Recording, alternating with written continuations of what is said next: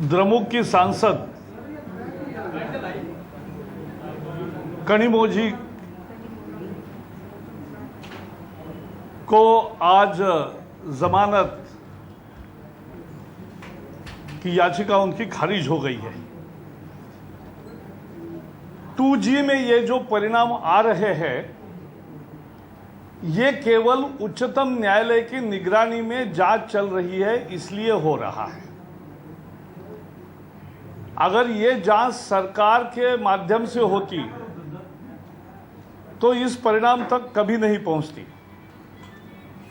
आपको याद होगा 2G में भी 2009 से ही सीबीआई की जांच चल रही थी, लेकिन रंग तभी लाई जब उच्चतम न्यायालय की निगरानी में यह जांच शुरू हुई और हर सप्ताह में उच्चतम न्यायालय पूछता रहा कि आपने क्या किया, तब जाके ये परिणाम आए हैं। हम चाहते हैं कि CWG के घोटाले में भी शुंगलू कमेटी ने इतने सारे रिपोर्ट दिए हैं, दिल्ली के मुख्यमंत्री शीला दीक्षित समेत अनेक लोगों को उसमें दोषी उन्होंने पाया है, जिम्मेवार ठहराया है। CVC ने भी वैसा ही कहा है।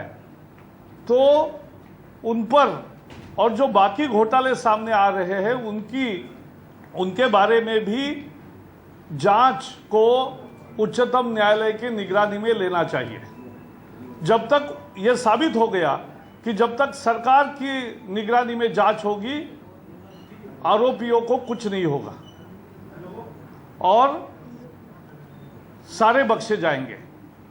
लेकिन जब उच्चतम न्यायालय अपने हाथ में निगरानी लेता है तभी कोई आसार आते हैं और जनता को लगता है कि कोई न्याय मिलने की उम्मीद है, और इसलिए यही हमारी इस पर टिप्पणी है।